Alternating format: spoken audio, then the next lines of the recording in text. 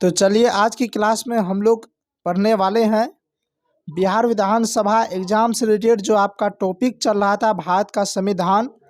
तो उसमें जो हम लोग चैप्टर पढ़ रहे थे तो उसके तहत जो है आज जो आपका होने वाला है वो है आपका राज्य का नीति निर्देशक तत्व चैप्टर।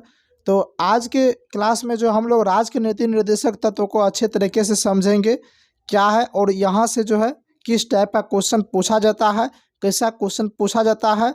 तो सभी टाइप का क्वेश्चन देखने वाले हैं जो आपके एग्जाम में पूछने की संभावना बहुत ज़्यादा है। तो चलिए आज का जो पहला क्वेश्चन है, राज्य का नीति निर्देशक तत्व का प्रकृति कैसा है।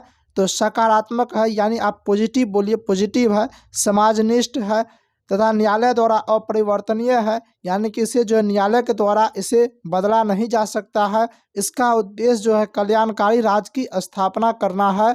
तो यहाँ से जो क्वेश्चन पूछा जाता है वो इस टाइप का पूछा जाता है कि राज्य का नीति निर्देशक तत्व किस राज्य की स्थापना करना है, कि इसका उद्देश्य कैसी राज्य की स्थापना करना है। तो कल्याणकारी राज्य हो जाएगा। तो इस तरह आपको याद रखना है। तो राज्य का नीति निर्देशक तत्व के बारे में जो है ये सभी बात आपसे पूछा जाता है।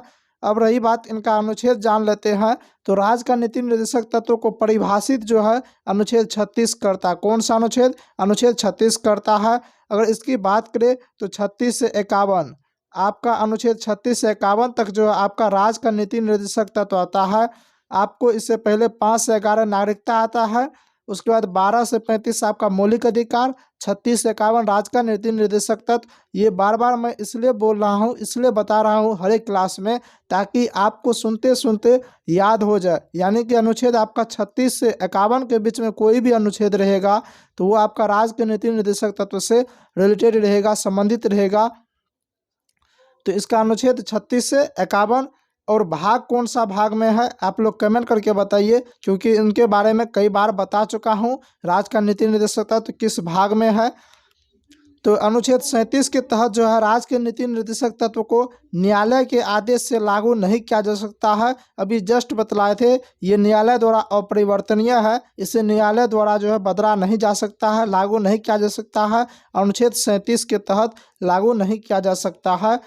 तो आप लोग के लिए एक सूचना है, देखिए जिनको भी तैयारी करना अच्छी तरीके से, तो फिलहाल तो अभी यूट्यूब पे डेमो चल रहा है, लेकिन इसी का जब आपका पेड कोर्स है, आपका फुल कोर्स है जो कि अभी आपका स्पेशल ऑफर के तहत 351 रुपया में मिल रहा है। तो आप लोग इस कोर्स को ज़रूर ज्वाइन कीजिए ताकि यहाँ पे जो है जब लॉक कर दिया जाएगा इस क्लास को, अभी डेमो चल रहा है तो इसलिए आप यूट्यूब पे फ्री देख रहे हैं। जब इसे लॉक कर दिया जाएगा तो आप लोग को असुविधा होगी। इसके लिए आप ये कुछ कोर्स को जो है मात्र अभी 351 रुपया में ज्वाइन करें, या आप 351 से भी कम में करवाना चाहते हैं एडमिशन इसमें, तो आप जो है इस वाले नंबर पे जो है, ये वाला नंबर है, इस पर आप व्हाट्सअप कीजिए तो आपको इसके अंदर भी कुछ और ऑफर देखने को मिलेगा।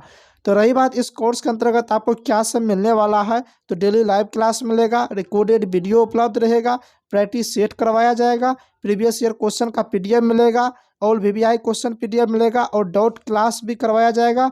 वीकली टेस्ट होगा यानी कि आपका ऑनलाइन वीकली टेस्ट होने वाला है, क्लास नोट्स पीडीएफ मिलेगा और एग्जाम एंड रिवीजन भी करवाया जाएगा एग्जाम के समय में।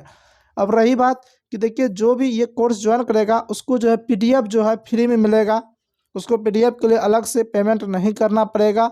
और साथ ही बात करें तो आपका सिलेबस के अकॉर्डिंग जिस टाइप का आपका न्यू सिलेबस में दिया गया है, जो जो चैप्टर दिया गया, जो जो टॉपिक दिया गया है, टॉपिक वाइज आपको पीडीएफ मिलेगा ताकि आपको पढ़ने में सुविधा हो। और साथ ही साथ उसका डिस्कशन अच्छे तरीके से भी करवाया जाए क्लास के अंतर्गत ताकि आपको याद करने में सहूलियत हो। और जिनको ये क्लास नहीं लेना है, सिर्फ पीडीएफ चाहिए, तो वो मात्र जो है 99 रुपया में जो है आप लोग पीडीएफ ले सकते हैं, पीडीएफ परचेज कर सकते हैं। उस पीडीएफ के अंतर्गत आपको 3000 क्वेश्चन का जो पीडीएफ मिलने वाला है, जिसमें आपको प्रीवियस ईयर क्वेश्चन पीडीएफ मिलेगा, ऑल वीवीआई क्वेश्चन पीडीएफ और नोट्स पीडीएफ मिलने वाला है। 3000 क्वेश्चन आपको एक बार में नहीं दिया जाएगा, आपको जो है चैप्टर वाइज सिलेबस वाइज कुछ तैयार हो रहा है, कुछ अपडेट हो रहा है, तो आपको टॉपिक वाइज मिलते रहेगा, प्रत्येक 5 दिन 6 दिन ऐसे करके आपको मिलते रहेगा। और फाइनली आपको 1.5 से 2 महीना के अंतर्गत जो है आपका 1 महीना के अंतर्गत आपका 3000 क्वेश्चन का पीडीएफ आपको मिल जाएगा ताकि आपको याद करने में सहूलियत हो। पीडीएफ के लिए आप इस वाले नंबर पे जो है पेमेंट करके आप व्हाट्सएप पे स्क्रीनशॉट भेज दीजिएगा तो आपको पीडीएफ मिल जाएगा। चलिए आगे क्वेश्चन की बात करते हैं। क्वेश्चन नंबर 251 है, राज्य के नीति निर्देशक तत्व में कितना बार संशोधन हुआ है? तो अभी तक में जो है 4 बार संशोधन हुआ है। और प्रस्तावना की बात करें तो प्रस्तावना में 1 बार संशोधन हुआ है। राज्य के नीति निर्देशक तत्व में 4 बार संशोधन हुआ है। अनुच्छेद 38 के तहत जो है सामाजिक, आर्थिक और राजनीतिक इंडिया लोगों को उपलब्ध होता है, यानी भारतीय लोगों को जो है ये बात उपलब्ध होता है अनुच्छेद 38 के तहत। क्वेश्चन नंबर 252 है, पुरुष और महिला को समान काम का अवसर किस अनुच्छेद के तहत मिलता है? देखिए अनुच्छेद तो ढेर है, लेकिन जो इम्पोर्टेंट अनुच्छेद है जहां से क्वेश्चन ज़्यादातर पूछा जाता है, कई बार देखने को मिला एग्जाम में, सिर्फ वही अनुच्छेद सिर्फ आपको यहाँ पे जो है करवा रहे हैं, पढ़ा रहे हैं। ज़्यादा पढ़ने से कोई ज़्यादा बेनिफिट मिलने वाला है नहीं, बस आपको सिलेक्शन जितना में मिल जाए बस उतना पढ़ना ही काफ़ी है। तो यहाँ पे पूछा था पुरुष और महिला के समान काम का अवसर किस अनुच्छेद के तहत मिलता है? अनुच्छेद 39 के तहत मिलता है। यानी कि पुरुष अगर कोई काम कर रहा है उसको जितना वेतन मिलेगा, या महिला जितना काम कर रहा है, महिला अगर वही काम कर रहा है तो उसको भी उतना ही वेतन मिलेगा। दोनों को काम का जो है आपका यहाँ पे भेदभाव नहीं किया जाएगा। तो अनुच्छेद 39 के तहत, इस अनुच्छेद के तहत इस समान काम के लिए समान वेतन पुरुष और महिला दोनों को मिलता है। अनुच्छेद किस अनुच्छेद के तहत ग्राम पंचायत का गठन होता है? तो अनुच्छेद 40 के तहत जो आपका ग्राम पंचायत का गठन होता है। ग्राम पंचायत का संबंध, या कभी कभी ऐसा पूछा जाता है कि ग्राम पंचायत का संबंध किस अनुच्छेद से है? तो अनुच्छेद 40 से है। या ऐसा पूछा जाएगा अनुच्छेद 40 का संबंध किससे है? ऑप्शन में ग्राम पंचायत दिया रहेगा तो उसको टिक लगाना है। हालांकि ये क्वेश्चन जो आपका ज़्यादा वीवीआई है, लेकिन आपका ग्राम पंचायत जो है यानी पंचायती राज एक आपका टॉपिक आता है, जो कि आपका एग्जाम का अगर आप लोग सिलेबस देखेंगे तो उसमें पंचायती राज एक टॉपिक ही दिया गया है। तो यहाँ से आपका 2 से 3 क्वेश्चन हर एक एग्जाम में देखने को मिलता है। कितना क्वेश्चन? लगभग आपका यहाँ से 2 से 3 क्वेश्चन जो है आपका 2 से 3 क्वेश्चन आपका हर एक एग्जाम में देखने को मिलता है। तो आप लोग को पंचायती राज का पूरे टॉपिक जो अच्छे तरीके से पढ़ाया जाएगा, साथ ही जो है आपको पीडीएफ भी उसका मिल जाएगा। तो इसके लिए आप लोग जो चैनल को सब्सक्राइब कर लीजिए और कोर्स को आप लोग ज्वाइन कर लीजिए, वहीं पे सारा सुविधा आपको मिल जाएगा। तो चलिए आगे वाला क्वेश्चन देखते हैं।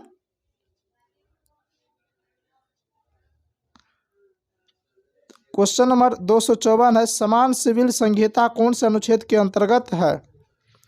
तो अनुच्छेद 44 के अंतर्गत। अभी जस्ट आप लोग को जो बताए थे अनुच्छेद 40 वो और अनुच्छेद 44 ये दोनों काफ़ी इंपॉर्टेंट है। आप इसमें ट्रिपल स्टार लगा सकते हैं, यानी कि आप पूरे वीवीआई है ये दोनों क्वेश्चन। अभी तक एग्जाम की बात करें तो हर एक एग्जाम में लगभग 3 से 4 बार पूछा गया है, तो ये क्वेश्चन आने की बहुत ज़्यादा संभावना है। तो समान सिविल संहिता जो है अनुच्छेद 44 के अंतर्गत है। भारत का एकमात्र राज्य गोवा है जहां समान सिविल संहिता लागू है। क्वेश्चन नंबर 255 है, 6 वर्ष से कम उम्र के बालकों को शिक्षा उपलब्ध कराने का प्रावधान कौन सा अनुच्छेद में है? तो अनुच्छेद 45 में है। और इसी अनुच्छेद के तहत जो आपका आंगनबाड़ी चलाया जाता है। नेक्स्ट क्वेश्चन देखते हैं। क्वेश्चन नंबर 256 है, किस अनुच्छेद के तहत नशीले पेय पदार्थ पर या मादक पेय पदार्थ पर प्रतिबंध लगाया जाता है? तो अनुच्छेद 47 के तहत। किस अनुच्छेद के तहत? अनुच्छेद 47 के तहत लगाया जाता है। और इसी के तहत जो है इसी अनुच्छेद के तहत आपको बिहार में शराबबंदी कानून जो लगाया गया है नीतीश कुमार के द्वारा, अनुच्छेद 47 के तहत ही लगाया गया है। और इस अनुच्छेद में क्या बताया गया है कि नशीले पेय पदार्थ या मादक पेय पदार्थ पर आप प्रतिबंध लगा सकते हैं अनुच्छेद 47 के तहत। ये हर एक राज्य को अपना अपना अधिकार होता है, जिस राज्य को लगाना होता है लगा सकता है, जिसको लगाना नहीं होता है नहीं लगा सकता है। राष्ट्रीय स्मारकों को संरक्षण देने के बाद कौन सी अनुच्छेद में है? तो अनुच्छेद 49 में है। वैज्ञानिक ढंग से कृषि एवं पशुपालन अनुच्छेद 48 के तहत बढ़ावा दिया गया है। क्वेश्चन नंबर 258 है, सरदार स्वर्ण सिंह समिति किससे है? देखिए यहाँ आपका राज्य का नीति निर्देशक था तो खत्म हो जाता है। जो भी इंपॉर्टेंट क्वेश्चन था सभी कुछ उसमें बतला दिए हैं। अब यहाँ से आपका शुरू होता है मौलिक कर्तव्य। तो मौलिक कर्तव्य की अगर बात करें तो सरदार स्वर्ण सिंह समिति के तहत जो मौलिक कर्तव्य लाया गया था, इसलिए आपसे कई बार पूछा जाएगा कि सरदार स्वर्ण सिंह समिति किससे संबंधित है? तो मौलिक कर्तव्य से। वर्तमान में आपका 11 मौलिक कर्तव्य है। तो आपका 11वां, पहले 10 मौलिक कर्तव्य था, फिर बाद में जो है 11वां मौलिक कर्तव्य शामिल किया गया। तो मौलिक कर्तव्य किस संविधान संशोधन के तहत शामिल किया गया था? तो 42वां संविधान संशोधन के तहत देखिए यहाँ से ये समझने वाली क्वेश्चन है। यहाँ से दो टाइप का क्वेश्चन पूछा जाता है ज़्यादातर। तो मौलिक कर्तव्य किस संविधान संशोधन के तहत शामिल किया गया था, तो 42वां संविधान संशोधन। अगर आपसे ये पूछेगा कि 11वां मौलिक कर्तव्य किस संविधान संशोधन के तहत शामिल किया गया था, तो 86वां संविधान संशोधन 2002 के तहत। दोनों क्वेश्चन अलग अलग है और दोनों क्वेश्चन काफ़ी बार एग्जाम में देखने को मिला है, काफ़ी बार एग्जाम में पूछा गया है। क्वेश्चन नंबर 260 है, किस अनुच्छेद में मौलिक कर्तव्य का प्रावधान है, तो अनुच्छेद 51 के क में मौलिक कर्तव्य का प्रावधान जो है संविधान के भाग 4 के क में, भाग 4 के क में। और अनुच्छेद पूछेगा तो अनुच्छेद 51 के क में है मौलिक कर्तव्य। देखिए मौलिक कर्तव्य से संबंधित इतना ही क्वेश्चन आपके एग्जाम में ज़्यादातर पूछा जाता है। और आपको एक बार जो है 11वें मौलिक कर्तव्य को जो है एक बार गूगल पे जो है आप लोग सर्च करके आप लोग एक बार पढ़ लेना है कि आपका मौलिक कर्तव्य क्या है, 11 मौलिक कर्तव्य। हालांकि वो जो है आपका बीपीएससी समय पूछा जाता है, वहाँ से क्वेश्चन आपका मौलिक कर्तव्य से आप एग्जाम में सिर्फ यहाँ से क्वेश्चन पूछा जाता है जितना अभी तक बतलाए हैं।